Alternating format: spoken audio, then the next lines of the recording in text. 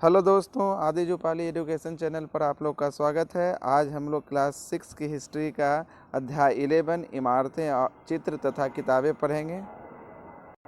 तो सबसे पहले ये समझेंगे कि इमारतें, चित्र तथा किताबें, जो ये हेडलाइन दिया हुआ है, इसका मतलब क्या है। तो ये है गुप्त काल से के समय जो इमारतें, हिस्ट्री इतिहास में जो इमारतें बनी है गुप्त काल में, जो चित्र बने हैं उस समय, जो चित्र बनाए गए थे और जो किताबें लिखी गई थी, उसके बारे में हम लोग इस अध्याय में पढ़ेंगे। चित्र बनाए ये सभी से मतलब ये क्यों, ये सब की जानकारी क्यों होनी चाहिए, क्योंकि इमारतों को देखकर या चित्र को देखकर, चित्र बना हुआ है, किसी तरह का चित्र बना हुआ है, उस चित्र से हमें उस समय के इतिहास का पता चलता है। किताबें जो लिखी है पहले जो इसका जो पहले का लेसन था जो हम पढ़ाए हैं, उस लेसन में भी इसके बारे में हम बता चुके हैं। तो चलिए हम लोग आगे चलते हैं, ठीक है। धातु विज्ञान। धातु विज्ञान प्राचीन भारतीय धातु वैज्ञानिकों ने विश्व धातु विज्ञान के क्षेत्र में प्रमुख योगदान दिया है। पुरातात्विक खुदाई ने यह दर्शाया है कि हड़प्पावासी कुशल शिल्पी थे। उन्हें तांबे के धातु कर्म यानी धातु शोधन की जानकारी थी। धातु शोधन क्या होता है? धातु शोधन होता है कोई भी धातु, चाहे वो सोना हो, चाहे वो तांबा हो, चाहे वो टीन हो, शुद्ध रूप में नहीं मिलता है। मतलब गए और ज़मीन खोदे और उसमें से शुद्ध सोना या शुद्ध तांबा नहीं मिल जाएगा। शुद्ध मतलब क्या होता है? प्योर, है ना। प्योर सोना नहीं मिलेगा। तो उससे क्या करता है, उसमें बहुत से सामान, मैंने बहुत से अलग अलग धातु या मिट्टी या ये सब मिले हुए होते हैं। तो उससे शुद्ध धातु, मैंने उस चीज़ से शुद्ध धातु निकालने की जो प्रक्रिया होती है उसे धातु शोधन कहते हैं या धातु कर्म कहते हैं। तो इसकी जानकारी हड़प्पावासी को थी। उन्होंने तांबे और टीन को मिलाकर कांसा भी बनाया था।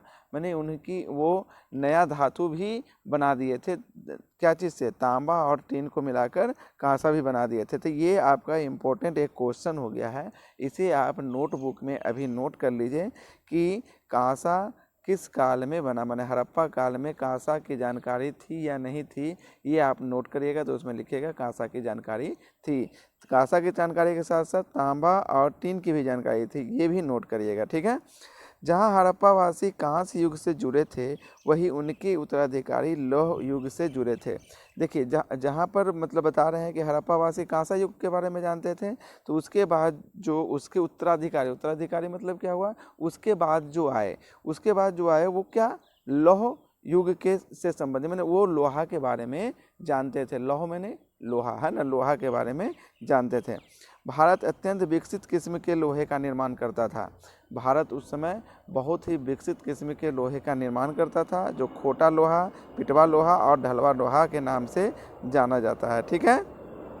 ये जो आज के क्लास का हम रिकॉर्डिंग कर रहे हैं, ये हम पार्क मतलब अपने बगीचे में कर रहे हैं। तो आप लोग बताइएगा कि ये ऐसा जो आउटडोर में हम रिकॉर्डिंग कर रहे हैं, आपको कैसा, इसका बैकग्राउंड म्यूजिक कैसा आ रहा है, बैकग्राउंड में कैसा लग रहा है। हम ये फील देने के लिए कि बच्चे जब गुरुकुल में पढ़ते थे तो कैसा लगता था उनको, ये हिस्ट्री से संबंधित है, गुरुकुल में ऐसा होता था पढ़ाई। तो हम इस कारण से ये फील करने के लिए सिर्फ अभी रिकॉर्डिंग इस तरह से कर रहे हैं। अगर आपको अच्छा लगेगा तो इसे कमेंट बॉक्स में कमेंट करके बताइएगा। अगर गलत भी लगेगा, ख़राब भी लगेगा तो भी बताइएगा, ठीक है। क्योंकि हम सोचते हैं कि आपको एकदम एक्सपीरियंस कराया जाए कि आप अगर वहाँ पर मोबाइल में देख रहे हैं, वीडियो देख रहे हैं मोबाइल में या कहीं पर वीडियो कैसे भी देख रहे हैं, तो आपको फील हो कि आप बाहर के वातावरण में हैं, सिर्फ उसी में मोबाइल के अंदर ही ना रहे या उस वीडियो के अंदर ही ना रहे, उसे बाहर भी देखें, ठीक है। तो चलिए इसमें कमेंट ज़रूर कीजिएगा। हम कोर्सेज, एक नई कोर्सेज है ये, ठीक है। चलते हैं आगे। लौह स्तंभ। लौह स्तंभ जो है यहाँ पर ये बना हुआ, देखिए इस तरह से, है ना। तो महरौली जो दिल्ली में है, कुतुब मीनार के परिसर में खड़ा यह लौह स्तंभ भारतीय शिल्पकारों की कुशलता का एक अद्भुत उदाहरण है, ठीक है। इसकी ऊंचाई 7.2 मीटर, वजन 3 टन से भी ज़्यादा है, ठीक है। तो ये क्वेश्चन भी बनता है कि महरौली में जो लौह स्तंभ है वो कितना मीटर ऊंचा है। तो 7.2 मीटर ऊंचा और 3 टन वजन, इसके भी नोट करते जाइएगा। इसका निर्माण लगभग 1500 साल पहले हुआ। इसके बनने के समय की जानकारी हमें इस पर खुदे अभिलेखों से मिलती है। तो बताए हैं कि जो भी पहले के ताम्र पत्र होते थे उस पर जो भी लिखा हुआ था या लोहे के पत्र होते थे, लोहे का जो कुछ भी बनाकर उस पर जो लिख दिया जाता था उसे हम लोग क्या कहते हैं, अभिलेख कहते थे। इसमें चंद्र नाम के एक शासक का जिक्र है जो संभवतः गुप्त वंश के थे। आश्चर्य की बात यह है कि इतने वर्षों के बाद भी इसमें जंग नहीं लगा है, यानी प्योर लोहा है। और इस पर हम लोग को गर्व होना चाहिए कि भारत शुरू से ही प्योर चीज़ यानी प्योर लोहा बनाने की कला को जानता था। ठीक है, तो चलिए आगे चलते हैं। पत्थरों और ईंटों की इमारतें। हमारे शिल्पकारों की कुशलता के नमूने स्तूपों जैसे कुछ इमारतों में देखने को मिलते हैं। स्तूप अब क्या होता है, तो स्तूप होता है, स्तूप का अर्थ होता है टीला। क्या होता है, स्तूप का अर्थ होता है टीला। हालांकि स्तूप विभिन्न आकार के थे, कभी गोल या लंबे होते थे, कभी बड़े छोटे होते थे, माने उन सब में एक समानता थी।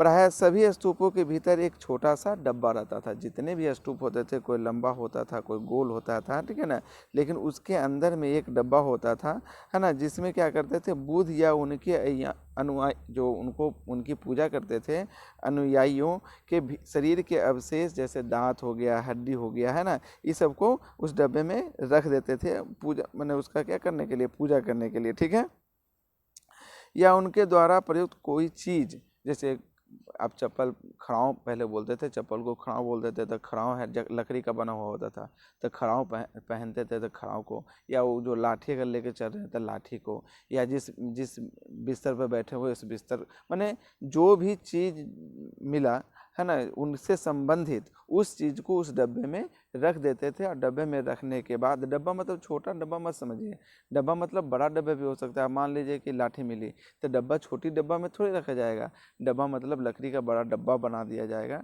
है ना, उसमें ऊपर से उसमें मिट्टी डाल दी जाएगी और उसे क्या, एक टीला का रूप दे दिया जाएगा। तो इसके प्रयुक्त कोई चीज़ या कोई कीमती पत्थर अथवा सिक्के रखे रहते थे। इसे धातु मंजूषा कहते हैं। क्या कहते हैं, अब पूछ दिया जाएगा आपसे क्वेश्चन कि बच्चों बताइए धातु मंजूषा क्या है। तो धातु मंजूषा किसे कहते हैं, जिस डिब्बे में गौतम बुद्ध या उनके अनुयायियों का सामान रखा जाता था, उनसे संबंधित किसी भी चीज़ को रखा जाता था, उसे क्या कहते हैं, धातु मंजूषा कहते हैं। प्रारंभिक स्तूप धातु मंजूषा के ऊपर रखी मिट्टी का टीला होता था। जो पहले के जो थे उसमें क्या करते थे, धातु मंजूषा रख दिए, मतलब वो डब्बा में कुछ रख दिए, उसके ऊपर में मिट्टी डाल दिए और वो बन गया एक स्तूप। बाद में टीले को ईंटे से ढक दिया गया। जैसे जैसे परिवर्तन आया, उसमें ईंटा से थोड़ा सा उसको ढक दिया। बाद में और जब आगे गया तो उसमें गोल गुंबद बना दिए, तराशे पत्थरों से फिर ढक दिया गया। ठीक है ना, इस तरह से उसमें अलग अलग परिवर्तन होते चले गए। प्रायः स्तूपों के चारों ओर परिक्रमा करने के लिए एक वृत्ताकार पथ बना होता था, जिसे प्रदक्षिणा पथ कहते हैं। मैंने जो स्तूप होते थे, ये जैसे मान लीजिए ये स्तूप ऐसे करके बना दिया, इसमें ये मंजूषा रखा हुआ है, ये स्तूप बना दिया, तो ये क्या होता है, बौद्ध धर्म में इसके चारों ओर घूमने के लिए क्या रखा, एक रास्ता बना हुआ रहता था, उसे क्या कहते थे, प्रदक्षिणा पथ कहते थे। इस रास्ते को रेलिंग से घेर दिया जाता था।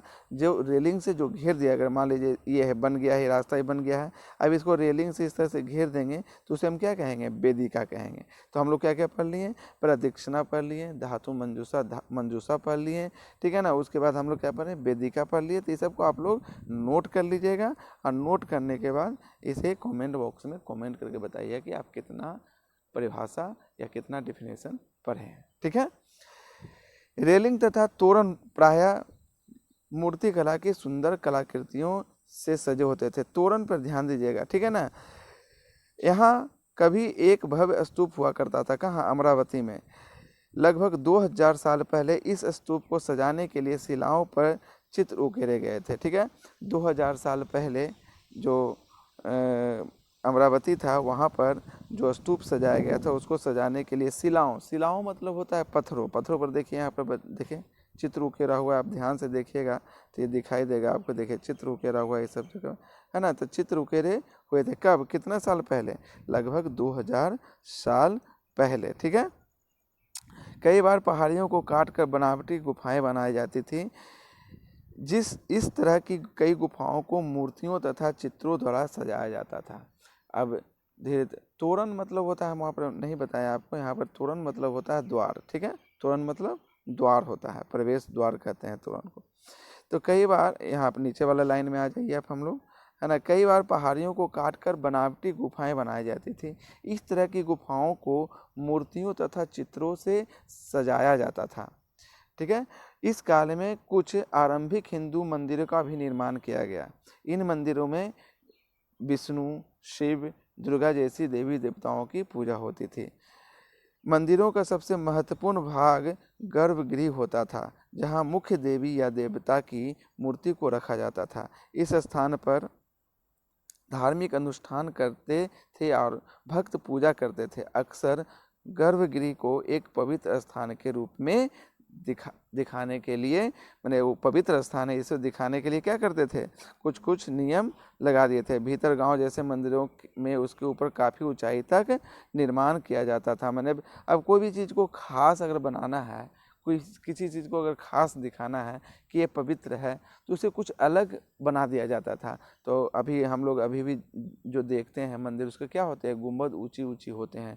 आप केरला साइड चले जाइए, तमिलनाडु साइड चले जाइए, उड़ीसा चले जाइए, सबके मंदिरों का क्या है, गुंबद थोड़ा ऊंचा होता है। वो पवित्र स्थल होता है। पवित्र स्थल होने के कारण मंदिर पवित्र स्थल माना जाता है, तो पवित्र स्थल होने के कारण उसे एक अलग बनावट दे दिया जाता था, ठीक है। जो अलग बनावट इस तरह से मंदिर में इस तरह से ऊंचा करके ऐसे बना दिया जाता है, इसे हम लोग क्या कहते हैं, शिखर कहते थे। ये नीचे मंदिर है, मान लीजिए शिव जी हैं, और इसके ऊपर में ये जो इस तरह से बनाया है इसको क्या कहेंगे, शिखर कहेंगे। वही यहाँ पर बताया गया है आपको, ठीक है।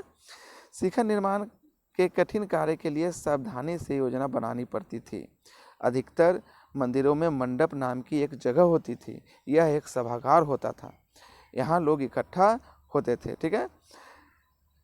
इन शहरों में पत्थरों से, अब यहाँ पर एक देखिएगा, एक जगह का नाम दिया है महाबलीपुरम ऐहोल। इन शहरों में पत्थरों से बने कुछ उत्कृष्ट मंदिर हैं, उनमें से कुछ यहाँ दिखाए गए हैं, ठीक है। देखिए मंदिर है यहाँ पर, देखिए कितना अच्छा से बना हुआ है, ठीक है। उसके बाद ये नीचे चलिए, और अब चलते हैं इसमें स्तूप तथा मंदिर किस तरह बनाए जाते थे।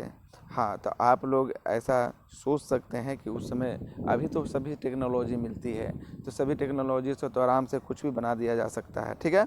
लेकिन उस समय स्तूप तथा मंदिर किस तरह से बनाए जाते थे, ठीक है, इसके बारे में ज़रा देखते हैं। तो स्तूप तथा मंदिरों को बनाने की प्रक्रिया में कई अवस्थाएं आती थी। इसके लिए काफ़ी खर्च होता था, इसलिए आमतौर पर राजा या रानी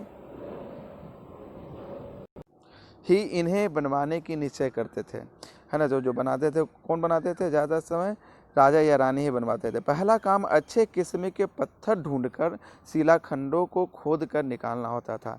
शिलाखंडों को, मैं शिलाखंड मतलब हुआ, शिला मतलब हुआ पत्थर, खंड मतलब टुकड़ा, ठीक है, समझ गए। तो शिला मतलब पत्थर, खंड मतलब टुकड़ा, यानी पत्थरों के टुकड़ों को खोद कर निकाला जाता था। मतलब एक पहाड़ है, उसमें से खोद कर तोड़ कर शिलाखंड निकालते थे। फिर मंदिरों या स्तूपों के लिए सोच विचार कर तय किए गए स्थान पर शिलाखंडों को पहुंचाना होता था। यहाँ पत्थरों को काट छाट कर तराशने के बाद स्तंभों, दीवारों की चौखटों, फर्शों तथा छतों का आकार दिया जाता था।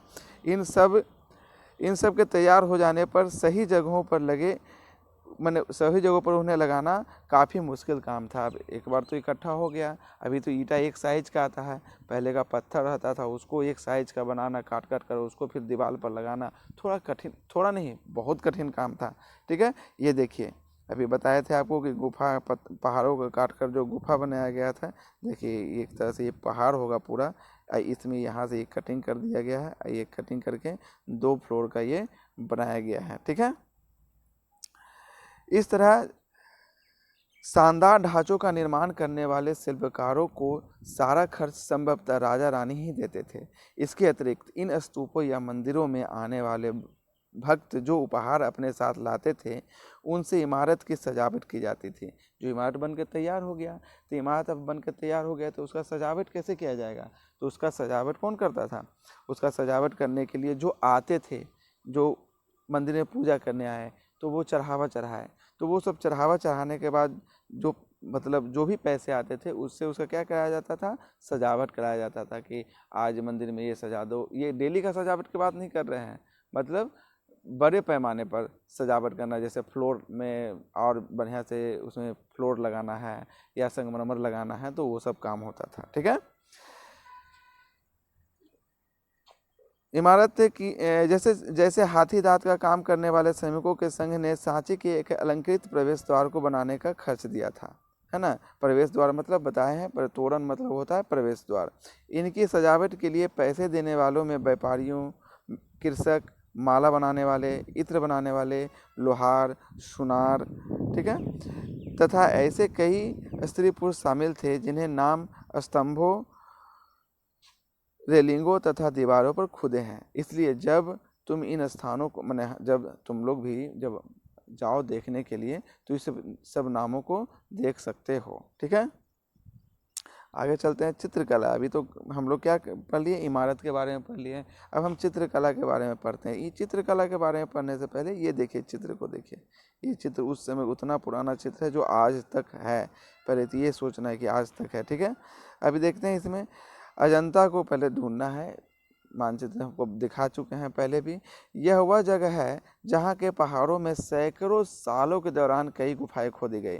इनमें से ज़्यादातर बौद्ध भिक्षुओं के लिए बनाए गए थे। जो अजंता में गुफाएं हैं, क्वेश्चन आ सकता है कि अजंता में जो गुफाएं बनाई गई हैं वो किन के लिए बनाई गई थी, अधिकतर गुफाएं किन के लिए बनाई गई थी, तो आप बताइएगा गौतम बुद्ध के लिए। गौतम बुद्ध के लिए नहीं, गौतम बुद्ध के लिए तो बनाया गया, उसके भिक्षुओं के लिए, जो उनके अनुयायी है उनके लिए भी, ठीक है, बनाए गए। ठीक है।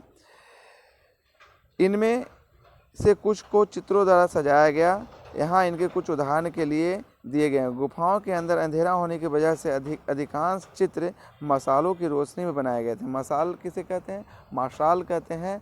एक लकड़ी का डंडा जैसा रहता है, उसमें कपड़ा या कुछ और लपेट कर उसको तेल में भिगोकर, है ना, जलने वाली तेल में भिगोकर और उसमें आग लगा देते हैं तो काफ़ी देर तक जलती है। उसे क्या कहते हैं? मशाल कहते हैं।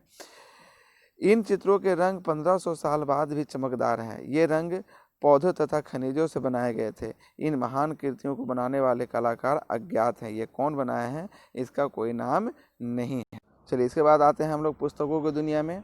इस युग में कई प्रसिद्ध महाकाव्य की रचना की गई। इन उत्कृष्ट रचनाओं में स्त्री पुरुषों की वीर गाथाएं तथा देवताओं से जुड़ी कथाएं हैं। करीब 1800 साल पहले एक प्रसिद्ध तमिल महाकाव्य सिलप्पदिकारम की रचना इलांगो नामक कवि ने की। सिलप्पदिकारम की रचना किसने की? इलांगो नामक कवि ने की। इसमें कोवलन नाम के एक व्यापारी की कहानी है। मतलब इस किताब में जो किताब था, जो बुक या जो महाकाव्य है, उसका इसमें जो किताब में कहानी है वो दिया गया है, जो हम थोड़ा सा बता देते हैं। कहानी, वह पुहार में रहता था। अपनी पत्नी कन्नगी की उपेक्षा कर वह एक नर्तकी माधवी से प्रेम करने लगा। किससे प्रेम करने लगा? किसे प्रेम करने लगा? माधवी जो नर्तकी थी उससे प्रेम करने लगा। बाद में वह और कन्नगी पुहार छोड़कर मदुरै चले गए। वहाँ पांड्य राजा के दरबारी जौहरी ने कोवलन पर चोरी का आरोप लगाया, जिस पर राजा ने उसे प्राणदंड दे दिया। उस लड़के को जो कोवलन था उसको क्या कर दिया? प्राणदंड दे दिया। कन्नगी जो अभी भी उससे प्रेम करती थी, इस अन्याय के कारण दुख और रोष से भर गई।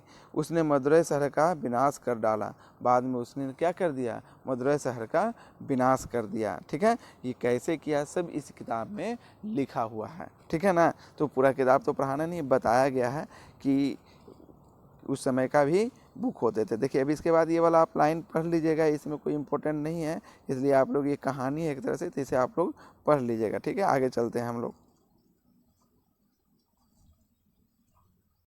एक तमिल महाकाव्य मणिमेखलई को करीब 1400 साल पहले सतनार द्वारा लिखा गया। ये मणिमेखलई को आप लोग नोट कर लीजिएगा, इम्पोर्टेंट है। ठीक है। इसमें कोवलन तथा माधवी की बेटी की कहानी है। जो ऊपर में हम लोग कहानी पढ़े हैं, उसकी जो बेटी हुई है उसके बारे में इसमें कहानी। ये रचनाएं कई सदियों पहले ही खो गई थी। इनकी पांडुलिपियाँ दोबारा लगभग 100 साल पहले मिली। अन्य लेखक जैसे कालिदास, ठीक है ना, संस्कृत में लिखते थे। कालिदास जो मेघदूतम लिखे हैं वो क्या लिखते थे? संस्कृत भाषा में लिखते थे। इनके बारे में हम लोग मेघदूतम को पढ़े हैं। देखिए, मेघदूतम के बारे में कहानी है, इसको भी आप लोग पढ़ लीजिएगा। आगे चलते हैं। पुरानी कहानियों का संकलन तथा संरक्षण। हिंदू धर्म में जुड़ी कई कहानियाँ जो पहले से प्रचलित थी इसी काल में लिखी गई। इनमें पुराण भी शामिल है। पुराण का क्या है, शाब्दिक अर्थ है प्राचीन या पुराण है। ठीक है। पुराणों में विष्णु, शिव, दुर्गा, पार्वती जैसी देवी देवताओं से जुड़ी कहानियाँ हैं। इनमें इन देवी देवताओं की पूजा की विधियाँ दी गई है। ठीक है ना। अभी पूछेगा आपसे पुराण में किन देवी देवताओं की कहानियाँ दिया गया है, तो आप लोग बता दीजिएगा, विष्णु, शिव, दुर्गा या पार्वती का। ठीक है। इसके अतिरिक्त इनमें संसार की सृष्टि तथा राजाओं के बारे में भी कहानियाँ हैं। ठीक है। अधिकतर पुराण सरल संस्कृत श्लोकों में लिखे गए हैं, जिससे सब उन्हें सुन और समझ सकें। स्त्रियां तथा शूद्र जिन्हें वेद पढ़ने की अनुमति नहीं थी, वे भी इसे सुन सकते थे, पढ़ नहीं सकते थे। पुराणों का पाठ पुजारी मंदिरों में किया करते थे, जिससे लोग सुनने आते थे। ठीक है। मैंने कहाँ पर करते थे, मंदिर में करते थे। मंदिर में सभी एक टाइम बना हुआ था, उस समय अपना आकर सब सुनते थे।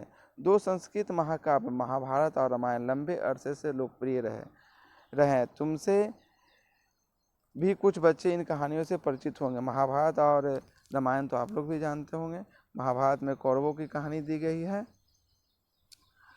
और कौरव जो पांडव के बीच युद्ध हुआ था उनकी कहानी है। इस युद्ध का उद्देश्य पुरु वंश की राजधानी हस्तिनापुर की गद्दी प्राप्त करना था। यह कहानी जो बहुत ही पुरानी है, पर आज से हम जिस रूप में जानते हैं वह करीब 1500 साल पहले लिखी गई थी। कब लिखा गया था? 1500 साल पहले। पुराण महाभारत दोनों ही व्यास नाम के ऋषि संकलित। अब ये देखिए, ये भी एक क्वेश्चन हो गया आपको कि महाभारत किसने लिखा, तो महाभारत व्यास नाम के ऋषि ने संकलित किया था। महाभारत में ही भगवत गीता भी है। महाभारत के अंदर ही भगवत गीता है, अलग से भगवत गीता नहीं लिखा गया है। भगवत गीता रामायण महाभारत में जब अर्जुन को उपदेश देते हैं कृष्ण भगवान, वही पूरा भगवत गीता है। ठीक है। जिसके बारे में हम लोग अध्याय 9 में पढ़ चुके हैं। रामायण में क्या दिया है? रामायण की कथा कौशल के राजकुमार राम के बारे में है, जिनके पिता ने उन्हें वनवास दे दिया था। बाद वन में उनकी पत्नी सीता का लंका के राजा रावण ने अपहरण कर लिया था। सीता को वापस पाने के लिए राम को लड़ाई लड़नी पड़ी। वे विजयी होकर कौशल की राजधानी अयोध्या लौटे। महाभारत की तरह ही रामायण भी एक प्राचीन कहानी है, जिसके बाद में लिखित रूप दिया गया। पहले कहानी सुनाते थे। संस्कृत रामायण के लेखक वाल्मीकि माने जाते हैं। अब ये क्वेश्चन है कि रामायण के लेखक जो संस्कृत में लिखा गया उसके लेखक कौन है, तो वाल्मीकि हैं। चलिए आगे चलते हैं। आम लोगों द्वारा कही जाने वाली कहानियाँ। कुछ कहानियाँ आम लोग भी कहते थे।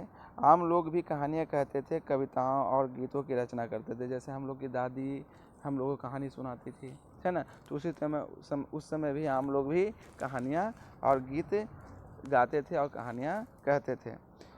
गाने गाते थे, नाचते थे, नाटकों को खेलते थे। इनमें से कुछ तो इस समय के आसपास जातक और पंचतंत्र की कहानियों के रूप में लिखकर सुरक्षित कर लिए गए। जातक कथाएं जो अक्सर स्तूपों की रेलिंगों तथा जनता के चित्रों में दर्शाई जाती थी। जातक कथाएं कुछ होता है, जातक कथाएं वो हैं जो स्तूपों की रेलिंग और स्तूप का जो रेलिंग होता है या जनता के चित्रों में दर्शाई जाती है, उसे हम क्या कहते हैं? जातक कथा कहते हैं। ठीक है। इसमें से एक कहानी अगले पृष्ठ पर दी गई है। इसमें से देखिए एक कहानी दिया हुआ है, जिसको आप लोग क्या कर लीजिएगा? पढ़ लीजिएगा। ठीक है। ये बंदर की कहानी है, इसे आप पढ़ लीजिएगा। ठीक है। आगे चलते हैं विज्ञान की पुस्तक के बारे में। विज्ञान की पुस्तकें। इसी समय गणितज्ञ तथा खगोल शास्त्री आर्यभट्ट ने संस्कृत में आर्यभट्टियम नामक पुस्तक लिखी थी। अब ये इम्पोर्टेंट क्वेश्चन है, इतना पढ़ने में ये इम्पोर्टेंट मिला है हम लोग को। आर्यभट्टियम के लेखक कौन है? आर्यभट्ट हैं। इसमें उन्होंने लिखा कि दिन और रात पृथ्वी के अपने धुरी पर चक्कर काटने की वजह से होते हैं, जबकि लगता है कि सूर्य निकलता है और डूबता है। ठीक है। उन्होंने ग्रहण के बारे में भी एक वैज्ञानिक तर्क दिया। उन्होंने वृत्त की परिधि को मापने की विधि ढूंढ निकाली, जो लगभग उतनी ही सही है जितनी कि आज प्रयुक्त होने वाली विधि। मैंने उस समय ही ये निकाल दिए थे, आर्यभट्ट निकाल दिए थे कि सूर्य उगता नहीं है, सूर्य नहीं कहीं जाता है, पृथ्वी के घूमने के कारण दिन और रात होता है। ठीक है ना। बरामिहिर, ब्रह्मगुप्त, भास्कराचार्य कुछ अन्य गणितज्ञ और खगोलवेत्ता थे जिन्होंने कई खोजें की। इनके बारे में और पता लगाएं। आप लोग आगे पढ़ें, कुछ कुछ में खोजें और उनके बारे में पता लगाएं क्या क्या है नहीं है। ठीक है, ये एक इम्पोर्टेंट है, हम इंटरेस्टिंग है, थोड़ा सा पढ़ लीजिए इसे। शून्य अंकों का प्रयोग करने से पहले अंकों का प्रयोग पहले से होता रहा था, पर अब भारत के गणितज्ञों ने शून्य के लिए एक नए चिन्ह का आविष्कार किया। गिनती की यह पद्धति अरबों द्वारा अपनाई गई और तब यूरोप में भी फैल गई। आज भी यह पूरी दुनिया में प्रयोग की जाती है। ठीक है ना, कौन सा? शून्य। शून्य के बिना कोई भी नंबर पूरा नहीं हो सकता है। ठीक है ना, और इसका खोज कौन किए हैं? इंडिया में हुआ है। ठीक है, आगे चलते हैं। इधर इस साइड में क्या है? आयुर्वेद के बारे में। आयुर्वेद चिकित्सा विज्ञान की एक प्रसिद्ध और विख्यात प्राचीन पद्धति है जो भारत में विकसित हुई है। भारत में आयुर्वेद के दो प्रसिद्ध चिकित्सक थे, चरक, एक का नाम था क्या?